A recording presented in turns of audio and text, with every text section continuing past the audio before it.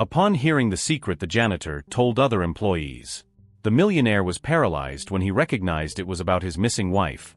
Then something unexpected happened and Charles Greenwood sat in the dimly lit office of his mansion, lost in a labyrinth of thoughts. His gaze drifted over the framed photographs of Eliza that adorned the walls and shelves, her smile frozen in time. 6 months had passed since her disappearance, but the weight of her absence pressed down on him as if it had happened just yesterday. Every night, he found himself stirring from sleep, convinced he'd heard her footsteps. And every morning, he awoke to the same hollow silence, a reminder that Eliza was gone, and with her, any clarity about what had really happened. Despite hiring the best investigators, no body had been found, no wreckage from the private plane that supposedly crashed over the Atlantic. Just a void. The not knowing consumed him, leaving him suspended between denial and despair. Was she dead? Alive somewhere, waiting?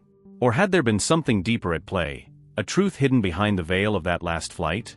His days were spent in restless contemplation, his mind turning over the same questions. He tried to move forward, to dive deeper into his business empire, but the mystery clung to him. Every unanswered question, every memory of her, was like a ghost at his heels. He was haunted not just by the absence of Eliza but by the gnawing suspicion that there was more, something he wasn't seeing, something that had slipped through the cracks of their life together. It was during one of these restless afternoons that something unexpected happened. As Charles wandered the long corridors of his mansion, footsteps light against the marble floors, a faint murmur reached his ears. It wasn't unusual to hear the soft hum of conversation among the household staff. But this time, his wife's name was mentioned. Charles stopped mid-step, heart hammering against his ribcage. He turned toward the sound and followed it to the doorway of the kitchen, careful not to make his presence known just yet. There, standing by the sink, Anna Peterson, the housekeeper who had worked for the Greenwoods for years, was speaking in hushed tones with another maid. "I swear Eliza never got on that plane by accident," Anna whispered, her voice thick with the weight of a secret she'd kept too long. There was something going on, something she knew. Charles's stomach twisted painfully. He felt his pulse quicken as fragments of the conversation filtered through the doorway. "She didn't just vanish, you know," Anna added, lowering her voice further. "She planned it. For her own reasons." At that moment, Charles's patience snapped. He strode into the kitchen, startling the two women. His eyes locked onto Anna's, and his voice, though restrained, carried an edge sharp enough to cut through the air. "Anna." His tone was hard, demanding. "What the hell do you know about Eliza?"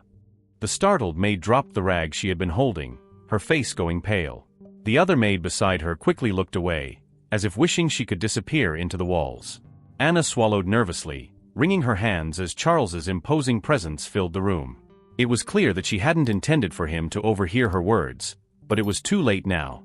"Mr. Greenwood," she began, hesitant, avoiding his gaze. It's complicated. Complicated." Charles took a step closer, his jaw tightening. "Anna, I've been sitting in the dark for months, trying to figure out what happened to my wife. And now you're telling me there's more? No more games. If you know something, you tell me. Now." Anna's lips trembled as she looked at the floor, seemingly caught between fear and guilt. I didn't want to burden you, sir. I wasn't sure if it would help. But..." She glanced toward the other maid, silently dismissing her. When they were finally alone, Anna turned back to Charles, exhaling shakily. "Eliza knew something terrible was coming," Anna whispered, her voice weighed down by the memory. "She told me, weeks before she left, that, if it ever came to it, she might have to disappear to keep you safe." The words hit Charles like a punch to the gut. He stared at Anna, stunned, his mind racing to make sense of what she had just said. "Disappear," he echoed, his voice low and dangerous. "What are you saying? That she faked the whole thing?" Anna nodded slowly, her expression pained. She didn't want to. She felt like she had no choice. Something, or someone was threatening her. She couldn't tell you. Said it would put you in danger too. Charles felt like the ground beneath him had shifted, as though everything he believed to be true had crumbled in an instant. The idea that Eliza had faked her death was beyond comprehension. And yet, a part of him, the part that still clung to hope, the part that refused to let go, wanted to believe it. But why? His voice cracked, revealing a glimpse of the anguish buried beneath his stern demeanor. "Why didn't she come to me? Why didn't she tell me what was happening?" Anna's eyes shimmered with sympathy, but also regret. She was scared, Mr. Greenwood.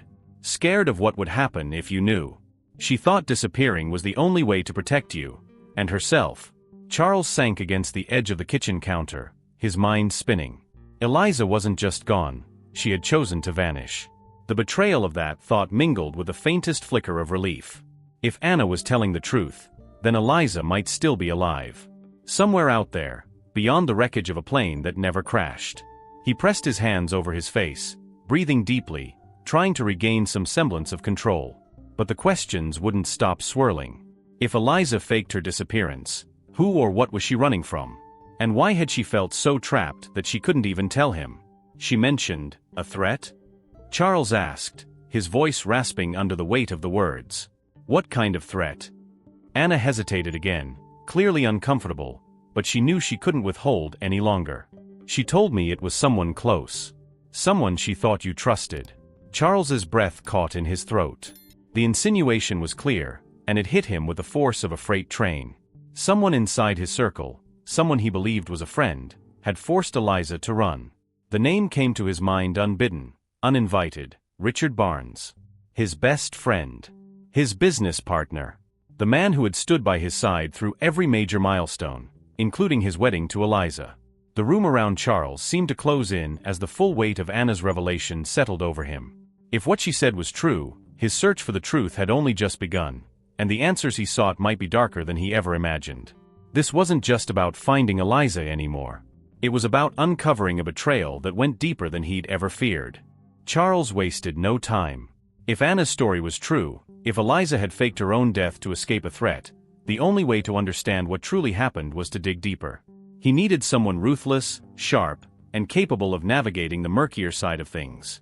That's where Jack Sullivan came in. Jack wasn't the kind of man you'd find on glossy business cards. He worked from the shadows, solving problems most people didn't want to admit existed. His reputation for handling difficult, morally gray cases preceded him. If there was something to uncover, Jack would find it. The first meeting between Charles and Jack was brief and to the point. Jack was a man of few words, with eyes that seemed to size up the world in seconds, measuring it for lies and motives. Charles sat across from him, tense but determined. If your wife disappeared by choice, Jack began, lighting a cigarette despite the no-smoking sign hanging nearby, then this is more than a missing persons case. Someone drove her to do it. And whoever that is, they're still out there. We need to know who, and why. Charles clenched his fists on the armrest of the leather chair. The why was what gnawed at him the most. Why hadn't she told him? Why had she chosen to face the danger alone? Do you think she's alive? Charles asked quietly, his voice brittle. Jack exhaled a thin stream of smoke, his expression unreadable. That's what we're going to find out. But if she is, it means she's hiding from something real. Which means someone out there still considers her a loose end. The words felt like a punch to the gut, but they also fueled Charles's determination. If Eliza was in danger, he needed to bring her back, no matter the cost. Jack wasted no time either. He began by interviewing Anna once again, this time pressing her harder for every detail she remembered from those final weeks before Eliza's disappearance. Anna sat nervously at the kitchen table in Charles's mansion, wringing her hands as Jack leaned forward, sharp eyes locked on her like a predator zeroing in on prey. You said Eliza was nervous. How did that look, exactly? Jack asked, his voice calm but insistent. What was different about her? Anna hesitated, her gaze flickering toward Charles, who stood silently by the doorway, arms crossed. She was distracted, Anna murmured. Always looking over her shoulder, checking her phone. Like she was expecting something bad to happen. Jack narrowed his eyes. Did she mention any names? Anna shook her head. No. But she said something strange. She told me that if anything happened, it wouldn't be from a stranger. She paused, biting her lip nervously. She said it would come from someone Mr. Greenwood trusted. Charles tensed at those words, a knot tightening in his chest. Anna's hesitation only made them feel heavier. Jack leaned in further, sensing there was more. What else did she tell you? Jack asked, his tone low and coaxing. Don't leave anything out, Anna. It could be the difference between finding her, or not.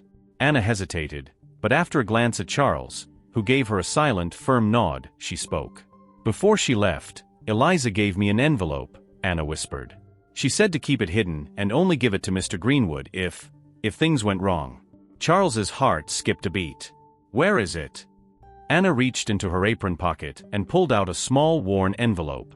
Her hand shook slightly as she offered it to Charles, who took it with trembling fingers. Inside, he found a handwritten note in Eliza's familiar, elegant script. I love you. But there are things you don't know, things I couldn't tell you. Trust no one, especially the ones closest to you. If you're reading this, it means I had no choice but to disappear. I hope one day you'll understand.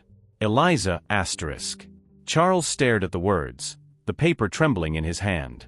Trust no one. The warning felt like ice spreading through his veins. Jack, watching his reaction closely, gave him a moment before speaking again. Who's the first person you think of when she says, someone closest to you? Jack asked, though his tone suggested he already had an idea. Charles exhaled slowly, as if the name had been bubbling beneath the surface of his mind all along. Richard Barnes, he said quietly. The name tasted bitter in his mouth. Jack leaned back in his chair, rubbing his chin thoughtfully. Your business partner? Charles nodded, his jaw tight. He's been my closest friend for years. He's the godfather of my marriage. I trusted him with everything. His voice darkened. But lately, things have been off. He's been avoiding my calls, acting distant. I didn't think much of it at first, but now. Jack gave a slow, deliberate nod, as if the pieces were beginning to fit together in his mind. It's possible your wife saw something she wasn't supposed to. If Barnes is in trouble, and I mean real trouble, it's not hard to imagine him doing whatever it takes to save himself. Even if that means throwing someone else under the bus. Jack's investigation quickly uncovered troubling signs. Richard Barnes was drowning in debt, far beyond what Charles had been aware of. And worse, he was entangled with dangerous criminal networks in Eastern Europe. His financial troubles were so severe that it seemed inevitable he would turn to desperate measures to protect himself. During one of their tense follow-up meetings, Jack laid out everything he discovered on Richard's connections. He owes money to people you don't say no to, Jack said flatly, tossing a stack of documents onto Charles's desk. These are the kind of guys who don't just collect debts. They make examples out of people. Charles's stomach churned as he flipped through the pages, each one revealing more evidence of Richard's downfall. And Eliza found out, he muttered bitterly. Jack nodded. That's what it looks like. If she knew what Barnes was involved in, she probably realized that staying close to you would make her a target. They'd use her, or even you, to put pressure on him. The room grew heavy with unspoken truths. Charles felt the weight of betrayal settle over him like a shroud. He had known Richard for most of his life, had shared milestones, built businesses, and now he was realizing that the person he had trusted most might have been the reason his wife had to disappear. So you're telling me, Charles said slowly, that Richard would have traded my wife to settle his debts? Jack's expression didn't change.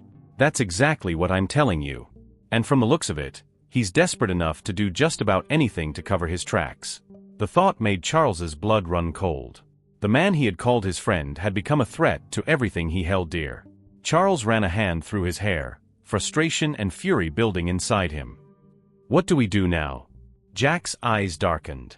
Now we keep digging. If Barnes was willing to sell out Eliza once, he won't hesitate to do it again. We need to corner him before he knows we're onto him. Charles clenched his fists, the sting of betrayal sharpening his resolve. Find him, Jack. And when we do, I want the truth. All of it. The investigation was just beginning, but the path ahead was clear. The closer Charles got to the truth, the darker it became, and the more dangerous. If Richard Barnes truly was behind Eliza's disappearance, there was no telling what else he had done, or what he would do to keep his secrets buried. Charles was no longer searching just for answers. He was preparing for a confrontation, one that would expose not only the lies Richard had told but the depths of betrayal from the man he once considered a brother. And whatever happened next, Charles knew one thing. He wouldn't stop until he found Eliza, or the man responsible for making her disappear. The pieces were falling into place, but the puzzle was far from complete. Jack had a lead, one that would bring them face to face with Richard Barnes, and the truth that had been hidden for too long. Jack's relentless digging soon unearthed the final pieces of the truth. Every lead he pursued, Every connection he unraveled pointed to the same damning conclusion. Richard Barnes was neck-deep in dealings with dangerous criminal organizations. He had borrowed heavily from the wrong people, using fraudulent schemes to keep his financial empire afloat, and when things spiraled out of control, he was desperate to cover his tracks. Eliza, unfortunately, had stumbled upon something she wasn't supposed to see. And once she did, Richard knew there was only one way to protect himself. She had to disappear. Jack sat across from Charles in his study, his expression cold and matter-of-fact as he laid out what they had discovered. Eliza didn't just vanish. She knew Richard's secrets, and if she stayed, she'd be a target. If she didn't cooperate, he would have used her to save his own neck. Charles stared at the papers Jack had spread across the desk, the evidence that had finally come together. Offshore accounts, falsified reports, communications with criminal intermediaries. It was all there in black and white, the betrayal glaring and unforgivable. She found out, Charles murmured, running a hand across his face. She knew what he was doing. Jack nodded grimly. And when she figured out that he was willing to hand her over to these guys to settle his debts, she saw only one way out. Charles clenched his fists. The thought of Richard, his closest friend, the man who had toasted at his wedding, willing to trade Eliza's life to save himself made his blood boil. He stood abruptly, the chair scraping loudly against the floor. That bastard. His voice was low but seething with fury. He thought he could get away with this. Jack's gaze followed Charles's movements, sharp and focused. He almost did. There was a pause before Jack added, "But now he's desperate. And desperate men make mistakes." Before Charles could respond, Jack's phone buzzed on the desk. He glanced at the screen and his expression darkened. With a swift flick, he answered, pressing the phone to his ear. "Yeah." A short pause. Jack's face tightened. "What do you mean she's missing?" Another pause. His jaw clenched. "I'll handle it." When Jack ended the call, his face was grim. "Anna's gone." Charles's heart skipped a beat. "What?" Jack's voice was calm, but there was an edge of urgency to it. "She didn't show up for work today. They went to her apartment, she wasn't there. No signs of a struggle, but her phone's off, and nobody's heard from her." Charles knew instantly what it meant. Richard. He took her. Jack nodded. "He's panicking. He knows we're closing in on him, and he thinks taking Anna will buy him time or shut us down." Charles slammed his fist on the desk, fury burning through his chest. "He knows she knows too much." Jack leaned forward, locking eyes with Charles. "He thinks if he eliminates Anna, he eliminates your only chance of finding Eliza. But that's where he's wrong." Charles's mind raced. There was no room for hesitation. Anna's life was in immediate danger, and with her, the last chance of tracking Eliza down. They needed to act. Fast. "We can't go to the police," Charles said, pacing the room. "Not yet. If Richard finds out we've involved them, he'll disappear before they even show up. Or worse, he didn't finish the sentence, but Jack understood. "We'll handle this ourselves," Jack agreed. "It's going to be dangerous, though. No telling how far Richard is willing to go now that he's cornered." Charles stopped pacing and looked Jack square in the eyes. "Whatever it takes. We get her back." Jack gave a sharp nod. "I'll track him down.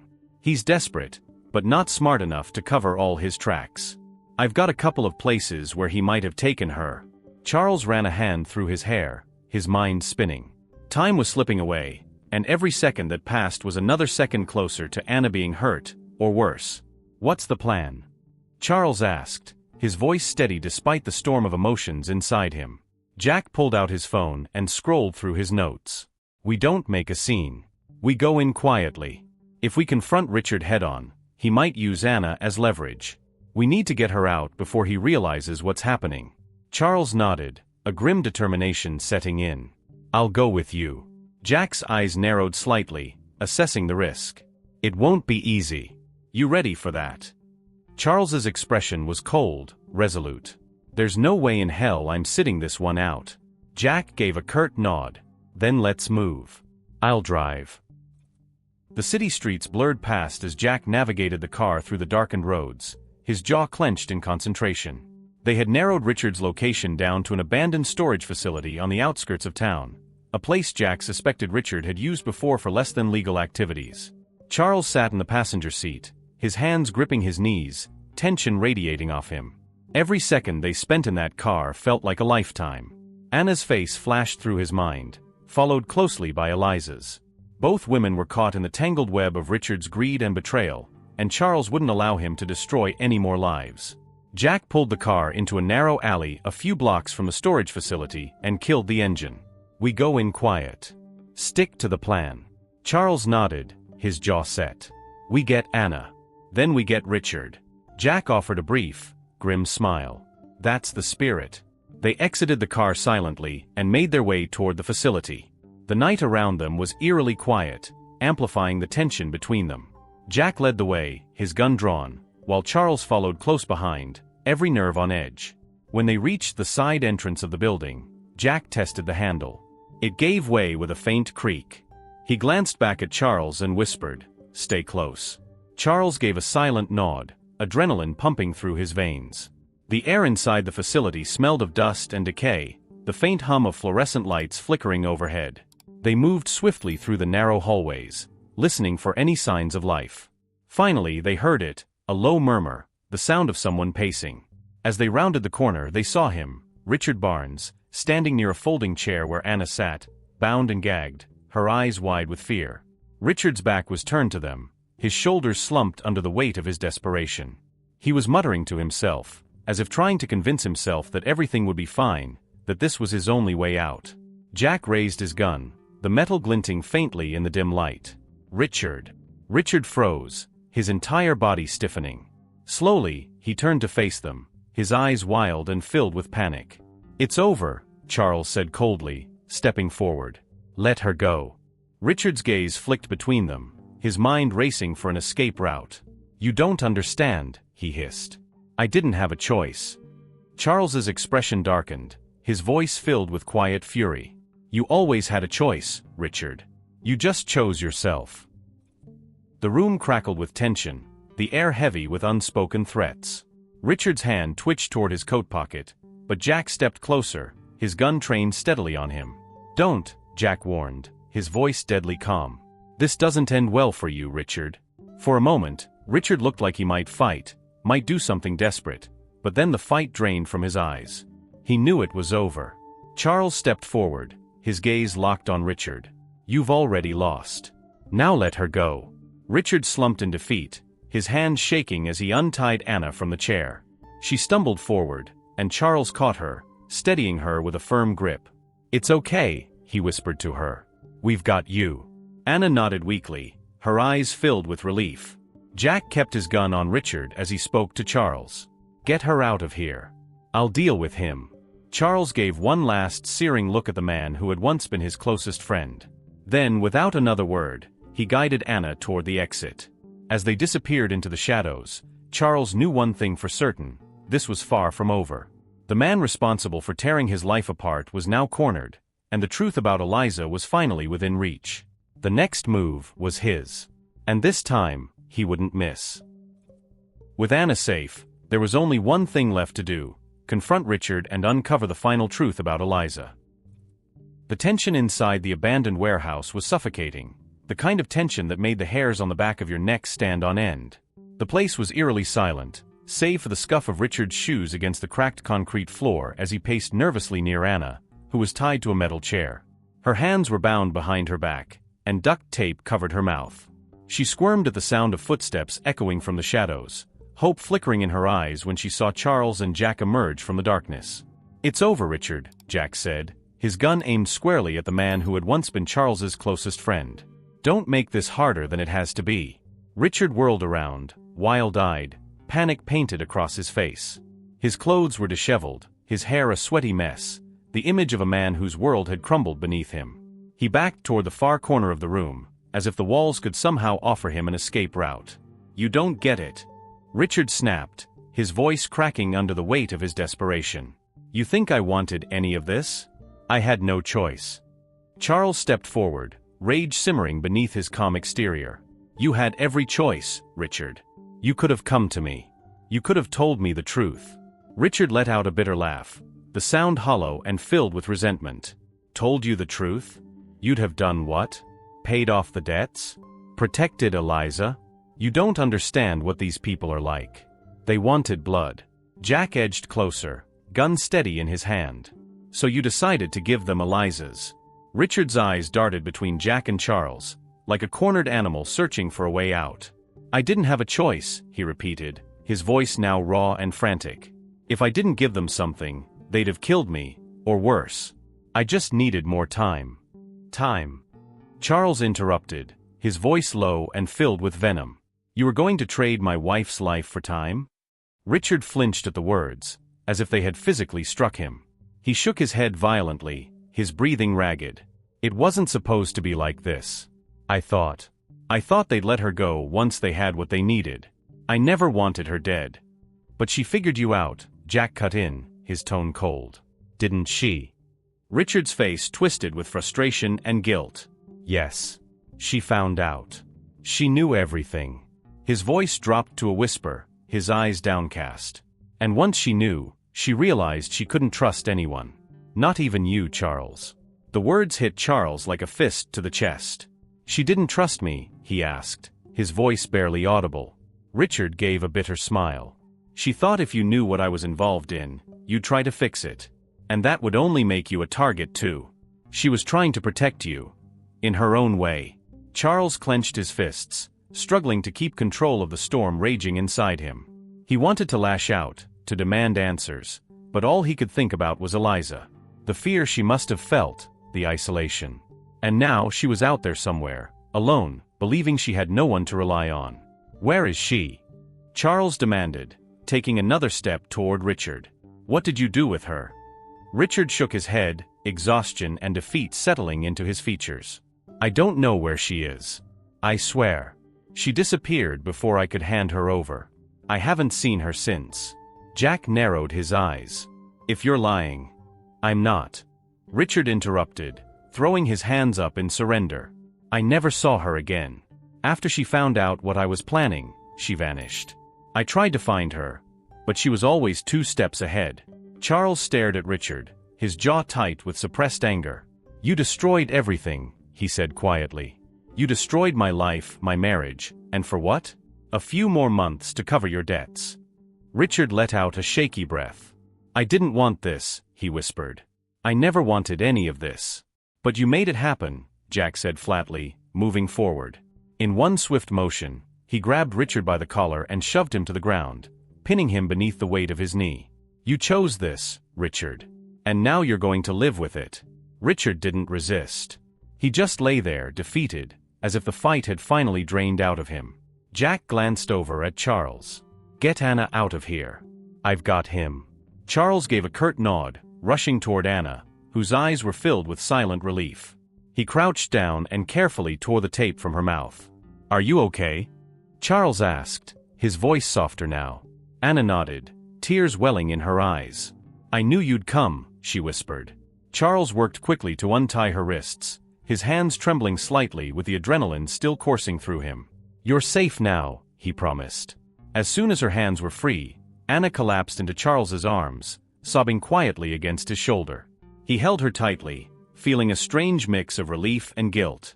Another innocent person dragged into the mess Richard had created.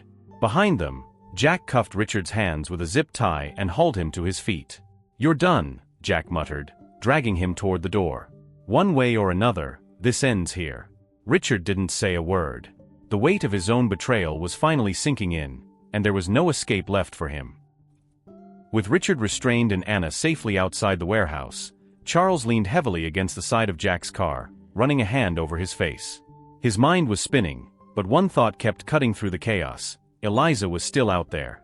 She had escaped Richard's betrayal, but that also meant she was alone, hiding, believing that even Charles couldn't be trusted. What now? Anna asked quietly, standing beside him. Her voice was shaky, but there was a strength behind it, the kind of strength that came from surviving something terrible. Charles exhaled slowly. Now we find Eliza. Jack approached, wiping his hands on his jacket as if ridding himself of the filth that came with dealing with someone like Richard. He'll talk, Jack said confidently. It's only a matter of time. He knows more than he's telling us. Charles gave a grim nod. He better. Because I'm not stopping until I find her. Jack's expression softened slightly, a rare moment of understanding passing between the two men. We'll find her, Charles. Whatever it takes. Charles looked toward the distant horizon, his jaw set with determination. He had come too far, uncovered too much to stop now. The truth was within reach, and with Richard out of the way, the path was finally clear. But the question that haunted him, the question that lingered in the back of his mind, was a simple one. Would Eliza still want to be found? With Richard in custody and Anna safe, Charles and Jack were left with one final task: tracking down Eliza Greenwood, wherever she might be hiding. The game of shadows wasn't over yet. And as they prepared for the next step, one thing was certain: the reunion, when it came, would change everything. With Richard arrested and in police custody, Jack Sullivan worked tirelessly to piece together the final threads of Eliza's escape. After hours of digging through encrypted files, offshore bank transactions, and burner phone records, Jack traced her steps to a small, remote town in the heart of Europe. It was a quiet place, off the grid, exactly the kind of place someone would go to disappear. Charles didn't hesitate. He packed a bag and was on the next flight out. Every mile between him and Eliza tightened the knot in his chest. His thoughts swirled with questions, emotions he hadn't fully processed yet, relief that she might still be alive, anger that she had left without a word, and fear that after everything, she wouldn't want to come back. When Charles finally arrived at the address Jack had uncovered, he stood at the edge of a narrow cobblestone street, staring at a modest, weathered cottage. He wasn't sure what he had expected, a luxury hideout or a safer version of the life she had left behind. But this small house, tucked away in anonymity, felt almost sad. His heart pounded as he stepped closer. The door was slightly ajar. For a moment he stood frozen, hand hovering above the wood, torn between the overwhelming urge to see her and the crushing weight of uncertainty. What would he say? How would she react? Taking a deep breath, Charles pushed the door open. Eliza stood at the small window, her back to the door, her frame smaller and frilier than Charles remembered. She wore a simple sweater that hung loosely over her shoulders, and her hair, once meticulously styled, now fell in uneven waves. But it was her presence, quiet and haunting, that stopped him in his tracks. She turned slowly, and when their eyes met, time seemed to collapse. There she was, the woman he had searched for, the woman he had grieved, the woman he thought he'd lost forever. And yet, she wasn't quite the same. There was a heaviness in her eyes, a weariness carved deep into her face. But those eyes, those were still Eliza's. The same depth, the same intensity, the same fire that had captivated him the first time they met. For a moment, neither of them spoke. They just stared at each other, as if trying to confirm that this moment was real. Then, Eliza's breath hitched, and her eyes filled with tears. "Charles," she whispered, her voice breaking. Charles's throat tightened. "It's really you." Eliza took a small step forward, her hands trembling. "I didn't think you'd come." Her voice was a fragile mixture of apology and disbelief. Charles's chest heaved with emotions too tangled to name: relief, anger, love, confusion. "I've been looking for you, all this time." He stepped toward her, his voice cracking slightly. "Why did you leave me, Eliza?" She shook her head, her tears spilling over as she reached up to cover her face. "I did it for us," she whispered. "For you." Charles felt something inside him snap. "You should have told me." His voice wasn't harsh, but the pain in it was unmistakable. "You didn't have to do this alone, Eliza. I could have helped you." Eliza lowered her hands, her expression raw and filled with regret. "I was trying to protect you, Charles. If I had stayed, they would have come for both of us. I couldn't risk that." Her voice was quiet but insistent, as if she still needed him to understand. "You thought disappearing was the answer?" Charles asked, frustration rising. "You thought leaving me without a word, without knowing if you were alive or dead, was better?" "Yes," Eliza whispered, her eyes brimming with anguish. "At the time, it felt like the only way. I thought, if I left you'd be safe." Charles exhaled sharply, rubbing his hands over his face. He had imagined this reunion 1,000 times, but nothing had prepared him for the sheer mess of emotions now swirling between them. "I was never safe without you, Eliza," he murmured. "I've been living in hell trying to figure out what happened." Eliza reached out hesitantly, her fingers brushing against his hand. For a moment, neither of them moved, both unsure if it was too late to bridge the distance between them. "I'm sorry," she whispered, her voice breaking under the weight of the apology. "I thought I was doing the right thing. I thought, Disappearing was the only way to save you.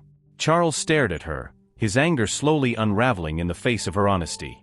The truth of it all, the fear, the isolation, the desperation, was etched into every line of her face. And for the first time, he saw not just the woman who had left him, but the woman who had sacrificed everything because she believed it was the only way to protect him. He took her hand fully in his, squeezing it tightly. "You didn't have to save me, Eliza. We could have faced it together." A small sob escaped her as she stepped closer, and in an instant, Charles wrapped his arms around her. She melted into him, burying her face in his chest as the months of fear, guilt, and loneliness poured out in quiet, shuddering sobs. Charles held her tightly, pressing his lips to the top of her head. "We'll figure it out," he whispered. "Together." They stayed like that for a long time, just holding each other, no more words needed. In that small, quiet house, they let the barriers between them dissolve, piece by piece. The betrayal, the fear, the hurt, they were still there, but they were no longer walls keeping them apart. When Eliza finally pulled back, her eyes were clearer, though still tinged with sadness. "Do you think we can ever go back?" she asked quietly. Charles cupped her face gently, his thumb brushing away a tear from her cheek. "Not back," he said, "but forward. We'll build something new." A tentative smile tugged at her lips, and for the first time in months, Charles felt a flicker of hope. They weren't the same people they had been before, but maybe, just maybe, that was okay. They had survived the darkness. Now, it was time to step into the light. When they returned to the United States, things didn't magically fall into place, but there was a sense of possibility in the air, a chance to rebuild. Charles and Eliza made a conscious effort to start fresh, one day at a time. There were nights filled with difficult conversations, moments of doubt, but they faced them together. Anna, forever grateful to be alive, was given a new home and a generous reward for her bravery. She smiled more now, though the trauma of those dark days lingered beneath the surface. Jack Sullivan, too, became a permanent presence in their lives, not just as the detective who had helped unravel the truth, but as a friend who had stood by them when everything fell apart. Richard Barnes was sentenced to a long prison term, his betrayal laid bare for the world to see. The trial had been quick, the evidence overwhelming. For Charles, watching Richard taken away in handcuffs was a bittersweet victory, a reminder of the cost of misplaced trust, but also of the strength it took to rise above it. Charles and Eliza knew that the road ahead wouldn't be easy. They had lost too much to pretend otherwise. But they had also gained something rare, an understanding of what truly mattered, and a determination to protect it. "Whatever happens," Charles said one evening as they sat together on the porch of their home, "we'll face it. Together." Eliza smiled, resting her head on his shoulder. "Together," she echoed softly. And in that simple promise, they found the courage to begin again. Not with the certainty of happily ever after, but with something even more valuable, the strength to rebuild, no matter what came next. Because some battles aren't won with force, they're won with love, trust, and the courage to start over. If you've made it this far, then subscribe to the channel and leave a comment.